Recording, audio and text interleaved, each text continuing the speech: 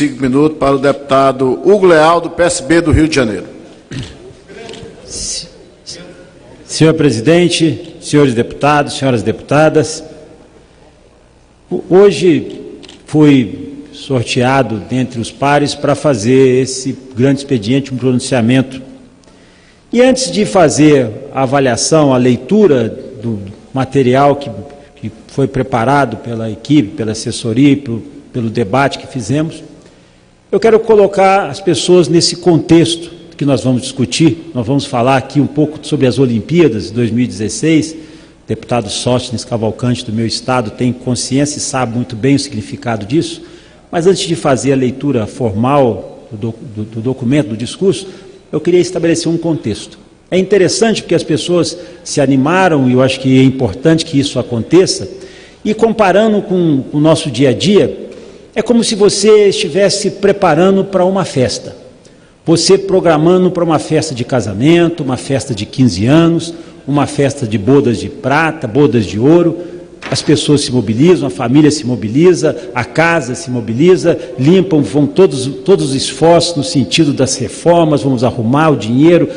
Para isso tudo, dentro desse conceito, nós precisamos fazer a melhor festa.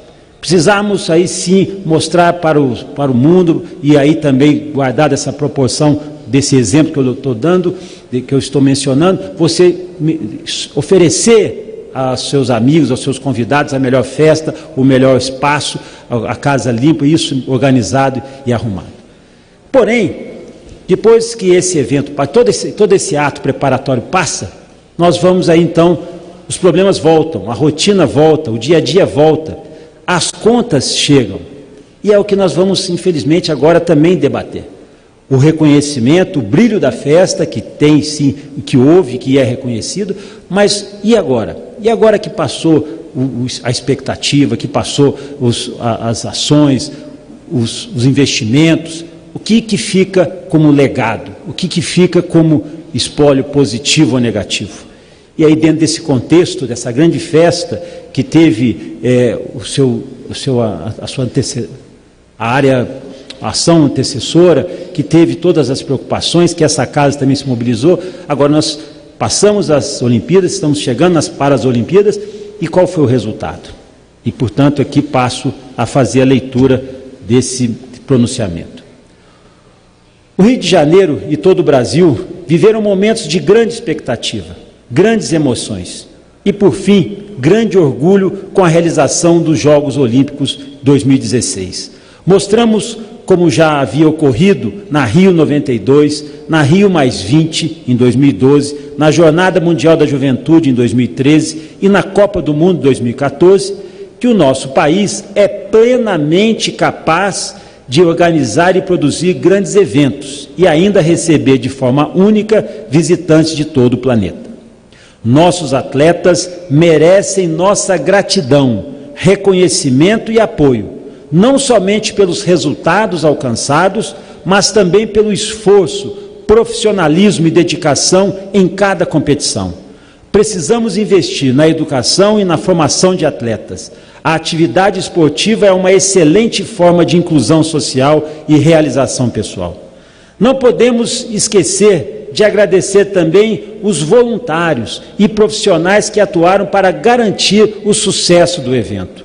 Incluo neste agradecimento todos os projetos sociais e esportivos da cidade e do estado do Rio de Janeiro, nas comunidades e também reconhecido no asfalto. Destaco aqui o meu apoio incondicional a algum deles. Ao projeto Energia Olímpica, coordenado pelo professor Marcelo Sawaia, realizado há mais de 10 anos na quadra da Escola de Samba Vila Rica, na Ladeira dos Tabajaras, no bairro de Copacabana, pelo qual já passaram bem mais de 1.000 crianças. Ressalta ainda outro projeto, o projeto Todos na Luta, da comunidade do Vidigal, coordenado pelo professor Rafi Giglio, também há mais de 10 anos produzindo talentos, como o boxeador Michel Borges, atleta olímpico, categoria meio pesado até 81 quilos, que tive a oportunidade de conhecer ainda em 2002, quando então tinha apenas 9 anos. Este projeto, lembro que também não recebe nenhum incentivo público, nenhum apoio governamental, mas mesmo assim cedeu 2 atletas para Rio 2016, para as nossas Olimpíadas. A importância desses projetos sociais, desses projetos esportivos, especialmente nas comunidades mais carentes do meu estado, especialmente do município do Rio. E deles aqui destaco a própria Rafaela Silva, que nasceu de um projeto também da comunidade Cidade de Deus e foi medalhista olímpica de ouro, e retrato aqui o seu sucesso. Não posso deixar também de reconhecer e enaltecer o papel das Forças Armadas, Marinha, Exército e Aeronáutica, no apoio e incentivo aos atletas de alto rendimento, fruto das principais medalhas do nosso país. Posso afirmar que as Forças Armadas foram um grande diferencial para o nosso sucesso olímpico. O Brasil superou as desconfianças da imprensa internacional e local, de atletas e de torcedores, e até o Comitê Olímpico Internacional.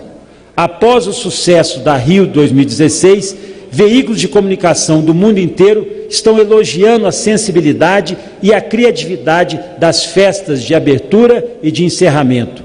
O cenário único para competições emolduradas pela beleza exuberante da cidade maravilhosa e a forma carinhosa e acolhedora que os brasileiros receberam turistas e fãs do esporte de todos os continentes. Os cariocas, em particular, inclusive receberam uma homenagem do Comitê Olímpico Internacional na cerimônia de encerramento. Na revista Veja Rio, desta semana, 9 personalidades da cidade foram convidadas a escrever sobre o futuro pós-olímpico, exatamente o que nós estamos falando neste momento. Alguns têm expectativas otimistas, como a do maestro Carlos Eduardo Prazeres, lembrando que, segundo o IBGE, 36 dos 38 indicadores de qualidade do Rio de Janeiro melhoraram desde 2009.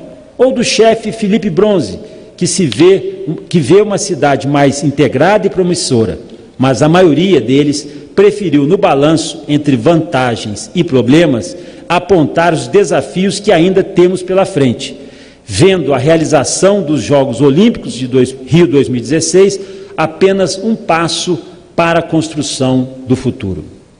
Eduardo Larroque, também na mesma revista, da Associação Cariocas em Ação, critica a oportunidade desperdiçada de traçar um caminho sustentável para a cidade e questiona o resultado em termos de qualidade de vida da população do alto investimento econômico na Rio 2016.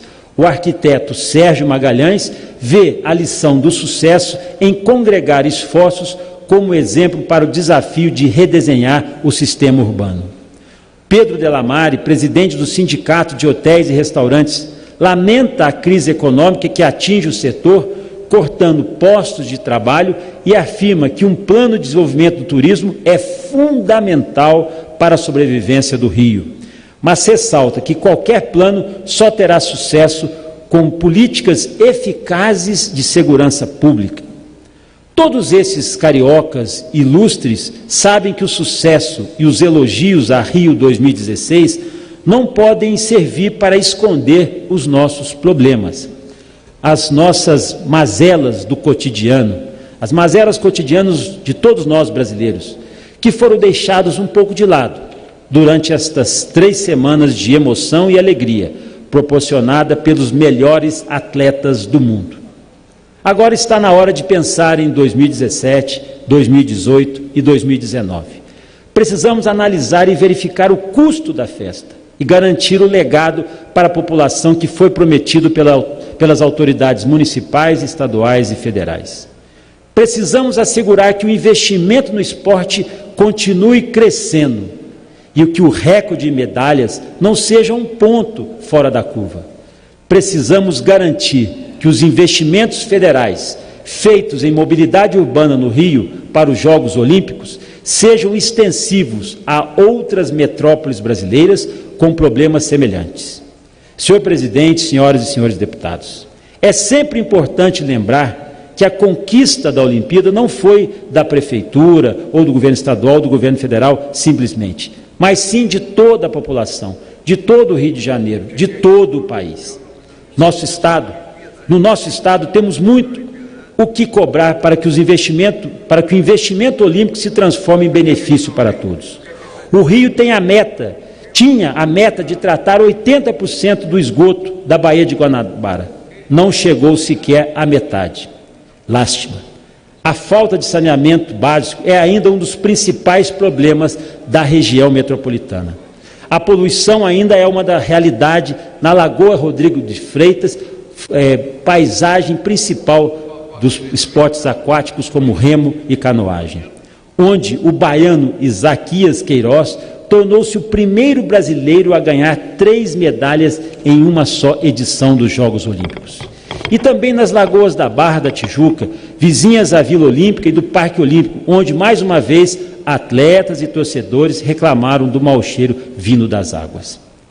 A despoluição das lagoas cariocas foi mais uma promessa não cumprida pela Prefeitura ao Comitê Olímpico Internacional e à população da cidade, que com certeza vai continuar cobrando o fim desse descaso com o meio ambiente e a saúde pública. Vossa Excelência, me permite, nobre deputado Uglial, quero... Pois não, presidente. Naturalmente, ouvindo o pronunciamento de Vossa Excelência, me congratular pela análise que Vossa Excelência faz abalizadamente em torno da Olimpíada realizada no Rio de Janeiro, que teve repercussão no mundo inteiro, não apenas para nos regozijar do êxito das nossas equipes, sobretudo a equipe do futebol, do voleibol e aqueles atletas individuais, foi um acontecimento memorável que ficará registrado inapagavelmente nos anais da vida esportiva brasileira. E Vossa Excelência, como representante dos mais brilhantes do Rio de Janeiro, faz questão de analisar a Olimpíada no seu contexto globalizado, sem deixar de reconhecer que foi um memorável e indescritível acontecimento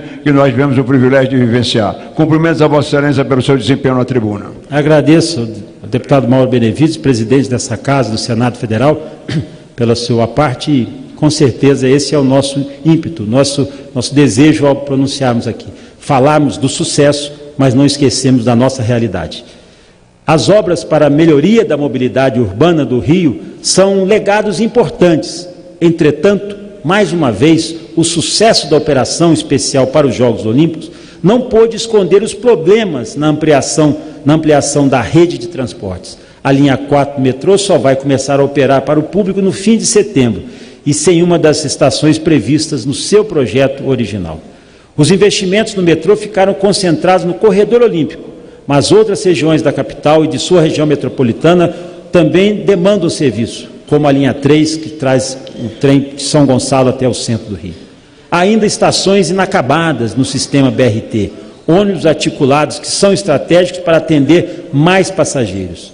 O Rio precisa continuar investindo em mobilidade urbana, em parceria com os municípios vizinhos e outras esferas de governo, para atender a população de toda a região metropolitana, onde vivem em torno de 12 milhões de pessoas.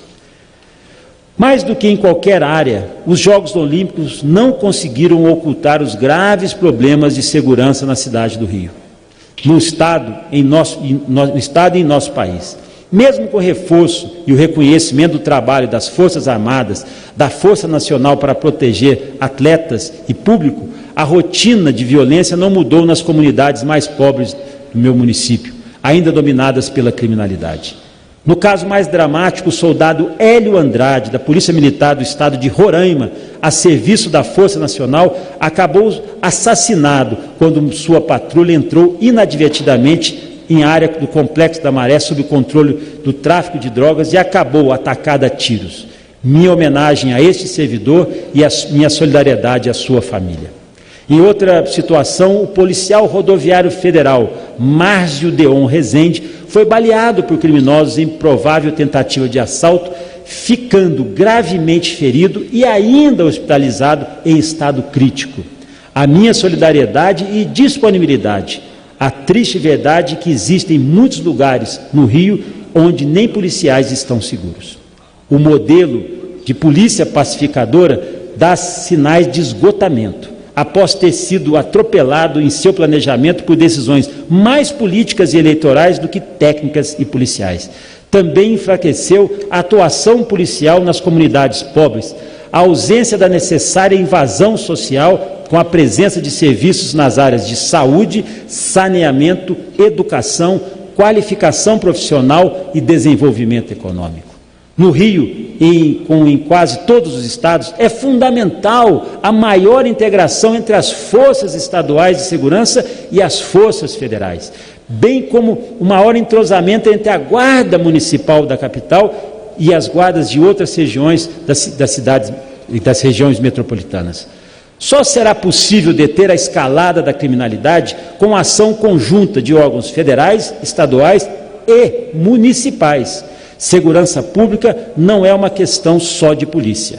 Este quadro é agravado na sede dos Jogos Olímpicos pela insistência das autoridades municipais, no caso do Rio de Janeiro, em abster-se de enfrentar os problemas da segurança pública, ao qual ela faz parte, atirando toda a responsabilidade sobre a prevenção e o combate ao crime nas costas das polícias estaduais, civil e militar, e da Polícia Federal e da Polícia Rodoviária Federal. Apesar da rotina de violência enfrentada pela população, a cidade do Rio de Janeiro não tem uma Secretaria Municipal de Segurança Pública, não tem um Conselho Municipal de Segurança, não instituiu um fundo municipal para captar recursos para ações no setor, medidas que já foram tomadas por centenas de prefeituras no país, muitas delas de cidades onde os bandidos são certamente menos perigosos, por não terem a mesma organização e ousadia já demonstradas pelo crime em nossa cidade maravilhosa. Por que esta omissão? Vossa Excelência, concedo a parte do deputado Sóstenes. Muito obrigado, nobre parlamentar, deputado Hugo Leal, presidente. Quero inicialmente parabenizar Vossa Excelência, deputado Hugo Leal, por este brilhante expediente que relata a realidade do que é para nós os Jogos Olímpicos e da realidade da vida do carioca, o morador da cidade do Rio de Janeiro. Nós, cariocas, não suportamos mais viver com a questão da insegurança. Eu, por anos passavam, eu sempre falava que, apesar da insegurança, eu não tinha problemas em sair à noite pelas ruas do Rio. Uns 6 meses para cá, eu já, nos finais de semana, quando não estamos com a nossa secretária do lar ou a esposa não muito à vontade, preferimos pedir as nossas refeições dentro de casa para evitar ter que sair a um restaurante. Essa é uma sensação minha, de parlamentar, e eu fico me colocando no lugar de quem mora num lugar menos favorável, menos favorecido. Nós precisamos enfrentar a problemática de segurança pública, da insegurança no Rio de Janeiro, de maneira eficiente, com seriedade. Sei que o governador, o prefeito, o governo interino têm suas preocupações, mas se nós não aumentarmos o contingente das forças militares e forças auxiliares no nosso estado, nós não vamos conseguir vencer a criminalidade, o que é lamentável. Só um dado para ajudar, e com isso encerro parabenizando pelo seu brilhante discurso. Não podemos aceitar, aí tirando um pouco da nossa capital, mas para refletir, o excesso de contingente de polícia militar em algumas comunidades por causa de UPP, chega a marca de um policial a cada 80 habitantes na Rocinha, e quando nós olhamos para São João de Meriti, que em 86 teve o batalhão de polícia militar com 740 policiais, e hoje, 2016, são 240 policiais. Afinal de contas, o morador de São João de Meriti é pior do que o morador da Rocinha no Rio de Janeiro? Jamais. É cidadão igual, paga impostos iguais, pertence ao Estado do Rio de Janeiro. Então quero parabenizar Vossa Excelência por retratar a realidade das Olimpíadas, que foi um sucesso, foi uma festa, mas nós queremos ver o famoso legado olímpico funcionando depois das eleições, porque até as eleições as Forças Armadas continuarão conosco. Nós queremos ver isso funcionando de verdade e que o legado olímpico deixe resultados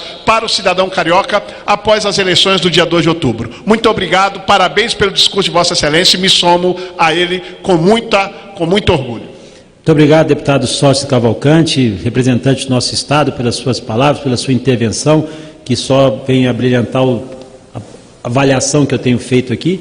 E óbvio, deputado Sócio, eu costumo até falar de forma, infelizmente até jocosa, que espero que o legado seja positivo para que o delegado não tenha que se implantar sempre na nossa cidade, no nosso estado. Não é uma questão só de legado.